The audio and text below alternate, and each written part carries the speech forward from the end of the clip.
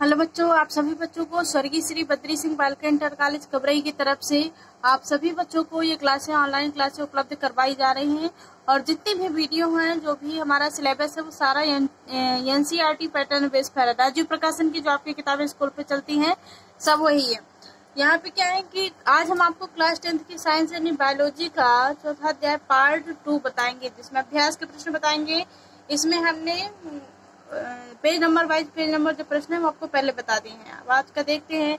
अगर अभी तक आपने वीडियो सब्सक्राइब नहीं किया है तो कर दीजिए और ज्यादा से ज्यादा अपने दोस्तों को शेयर करिए, ताकि सभी बच्चे इस वीडियो का लाभ उठा सकें।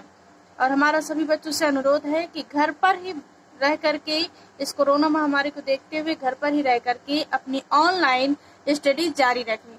नोट्स के लिए संपर्क करें 8076317021 और दूसरा है 9919425442। अगर आपको किसी भी सब्जेक्ट की नोट्स चाहिए तो इस नंबर पे आप संपर्क कर सकते हैं।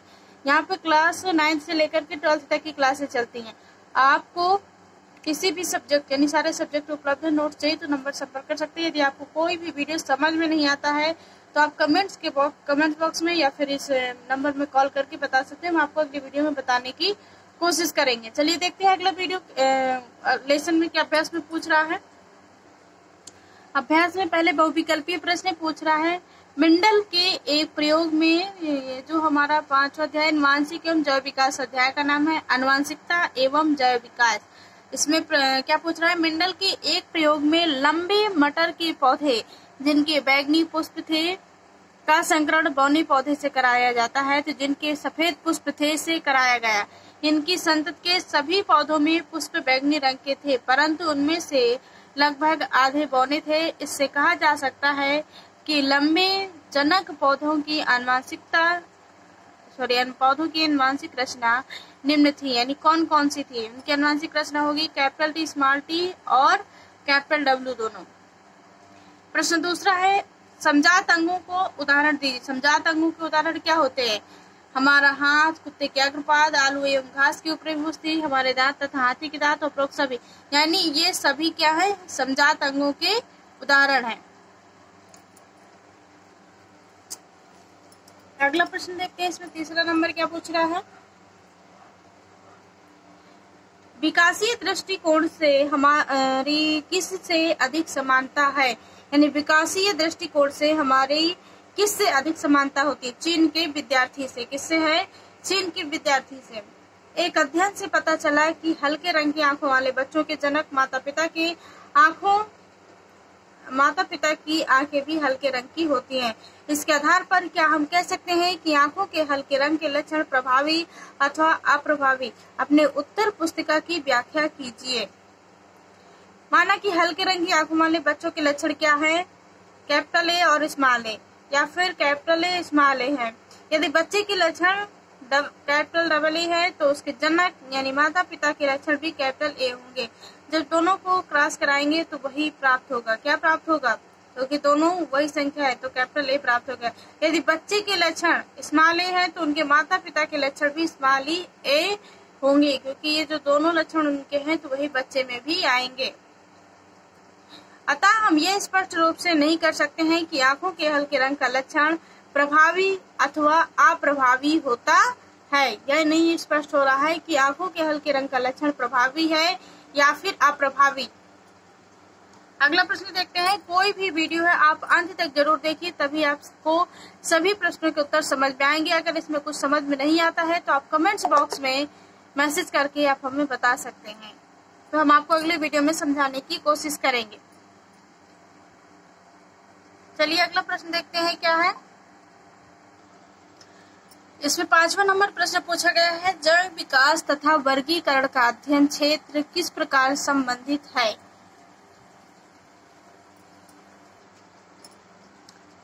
विभिन्न जीवों के मध्य समानताएं हमें उन जीवों को एक समूह में रखने और फिर उनके अध्ययन का अवसर प्रदान करती हैं, क्योंकि दो स्पीशीजों के मध्य जितने अधिक अभिलक्षण समान होंगे उनका संबंध भी उतना ही निकट होगा, क्योंकि उनका उद्भव भी निकट होता है, अतीत के समान पूर्वजों से हुआ होगा। यानी पुराने हमारे जो अतीत है बीता हुआ उसके समान पूर्वजों से हुआ होगा। कुछ अभिलक्षण ऐसे भी हैं जीवों के मध्य आधारभूत विभिन्नताओं का निर्णय करते हैं, जैसे कि बाह्य आकृति का व्यवहार, बाह्य आकृति तथा व्यवहार का विवरण अर्थात विशेष स्वरूप अर्थात अथवा विशेष प्रकार। इस प्रकार से इस विशेष जीवों का वर्गीकरण उनके विकास के श्रृंखलाबद्ध परिवर्तनों में संबंधों का प्रतिबिंब है। किसके श्रृंखलाबद्ध परिवर्तन से इनका संबंधों का प्रतिबिंब होता है। अगला प्रश्न इसमें 6वां नंबर पूछ रहा है, समजात तथा समरूप अंगों के उदाहरण देकर समझाइए। समजात अंग जीव जंतुओं के वे अंग होते हैं, कोई भी जीव जंतुओं के वे अंग हैं जिनकी उत्पत्ति और मूल संरचना में समानता होती है, परंतु उनके कार्यों में विभिन्नता होती है, उन्हें समजात अंग कहते हैं। यानी जिनकी उत्पत्ति और मूल संरचना एक समान होती है और उनके कार्य अलग अलग होते, विभिन्नता होती है, उन्हें समजात अंग कहते हैं। जैसे कि पक्षी के पंख और मेढक की टांगे, मनुष्य के हाथ आदि में उत्पत्ति और आंतरिक संरचना समान है, जबकि इनके कार्यों में यानी कार्य करने के जो अंतर है सबके अलग अलग है। समरूप अंग किसे कहते हैं? वो जीव जंतुओं के वे अंग जिनकी उत्पत्ति और मूल संरचना में समानता न होते हुए भी उनके कार्यों में समानता होती है, उन्हें समरूप अंग कहते हैं। जैसे पक्षी और चमगादड़ दोनों के ही पंख का प्रयोग उड़ने के लिए करते हैं, परंतु उनकी उत्पत्ति अलग अलग ढंग से होती है। दोनों के ही पंख क्या होते हैं? उड़ने के लिए काम करते हैं, लेकिन उनकी उत्पत्ति जो है अलग अलग ढंग से है। पक्षी जो है तो उनके अग्रबाहु से पंख है, और चमगादड़ जो है तो उनके हाथ से ये चित्र बने हुए हैं, उनके पंख निकले हुए हैं। इस प्रकार से पंख तो है लेकिन उनके आकार अलग अलग है, उनकी उत्पत्ति है। अगला प्रश्न है, कुत्ते की खाल का प्रभावी रंग ज्ञात करने के उद्देश्य से प्रोजेक्ट बनाइए। यानी काले रंग की खाल वाला कुत्ता WW है और सफेद रंग का स्मॉल W है। तो जब हम कैपिटल W से स्मॉल W में संकरण कराएंगे तो एक कैपिटल और स्मॉल प्राप्त होगा। इसी प्रकार से जब हम चारों बार ऐसे करेंगे, पहले इसको, इससे, फिर इसको, फिर दूसरे वाले से, तो 2 प्राप्त हो गए। फिर जब हमने फिर इसको इससे कराया तो फिर ये हुआ, फिर जब हमने इसी को इससे कराया तो वही प्राप्त हो गया। यहाँ यफन पीढ़ी में सभी काले रंग की पिल्ले हैं, अतः हम यह कह सकते हैं कि काला W रंग प्रभावी है तथा सफेद जो स्मॉल है वह अप्रभावी है और जो कैपिटल है वह प्रभावी है। अगला प्रश्न है इसमें, विकासीय संबंध स्थापित करने में जीवाश्म का क्या होता है? यानी जो विकासीय संबंध होता है उनको स्थापित करने में जीवाश्म का क्या महत्व है? जीवाश्म द्वारा हम जान पाते हैं कि अंगों की रचना केवल वर्तमान स्पीशीज पर ही आधारित नहीं है। जीवाश्म द्वारा हम जान पाते हैं कि अंगों की रचना हम केवल वर्तमान यानी प्रेजेंट टाइम स्पीशीज पर ही आधारित नहीं है, बल्कि उन स्पीशीज पर भी आधारित है जो अब जीवित नहीं है परंतु कभी अस्तित्व में थे। यानी अब जीवित नहीं है पर कभी थे। खुदाई में मिली जीवाश्म की गहराई तथा फॉसिल डेटिंग के आधार पर हम यह भी जान सकते हैं कि इन जीवों का अस्तित्व कब था। इस प्रकार से पुरातन जीवों के समय निर्धारण तथा अंगों की संरचना के आधार पर आज के जीवों के विकास क्रम को समझा जा सकता है। अगला प्रश्न देखते हैं क्या है।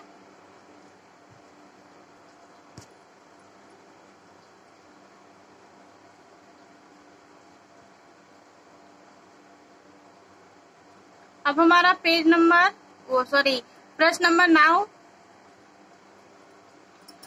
नंबर 9 देखेंगे। इसमें पूछ रहा है, किन प्रमाणों के आधार पर हम कह सकते हैं कि जीवन की उत्पत्ति अजैविक पदार्थों से हुई है? यानी क्या प्रमाण है कि हमारे जो जीवन की उत्पत्ति है वह अजैविक पदार्थों के द्वारा हुई है?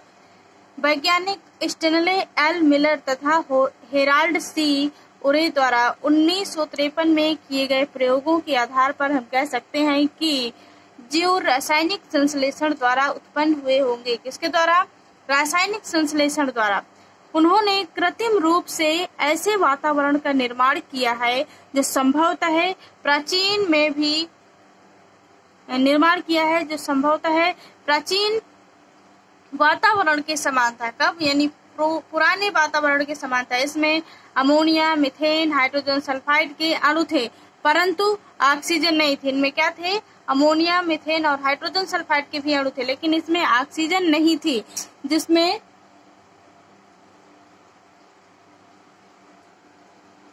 जिसमें जल भी था। इसे 100 डिग्री सेल्सियस से कुछ कम ताप पर रखा गया।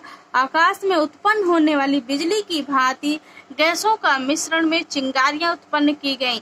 1 सप्ताह के बाद 15% कार्बन यानी मीथेन से सरल कार्बनिक यौगिकों में परिवर्तित हो गए। इनमें से अमीनो अम्ल भी संश्लेषित हुए। क्या हुए?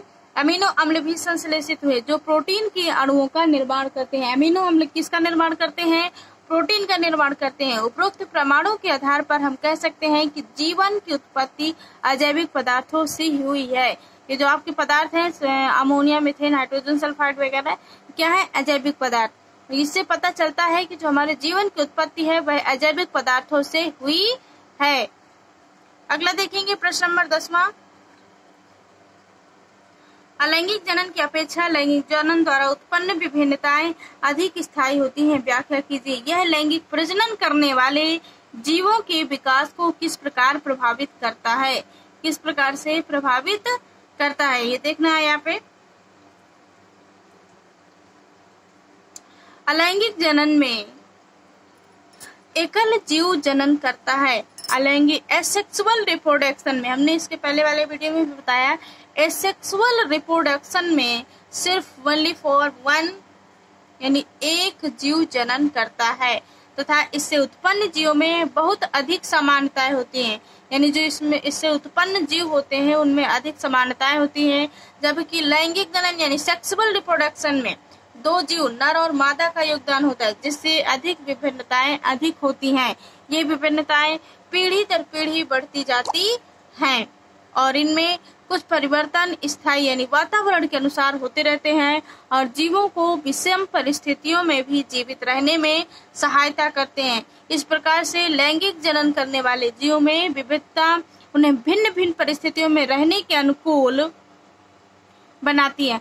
यानी लैंगिक जनन सेक्सुअल रिप्रोडक्शन के अंतर्गत जो भी जीव जंतु होते हैं वो हर परिस्थिति में यानी हर वातावरण में अपने आप को अनुकूल बना लेते हैं, जिससे इन जीवों को विकास क्रम यानी अलैंगिक जीवों की अपेक्षा बेहतर होता है। यानी लैंगिक जनन वाले जीवों का अलैंगिक जनन के जीवों से उनका जीवन बेहतर होता है। अब देखेंगे प्रश्न नंबर 11 में क्या पूछ रहा है। संतति में नर एवं मादा, संतति में नर एवं मादा जनकों द्वारा आनुवंशिक योगदान में बराबरी की भागीदारी किस प्रकार से सुनिश्चित की जाती है? दोनों जनक होते हैं नर और मादा। क्या है? दोनों जनक नर और मादा डीएनए के समान,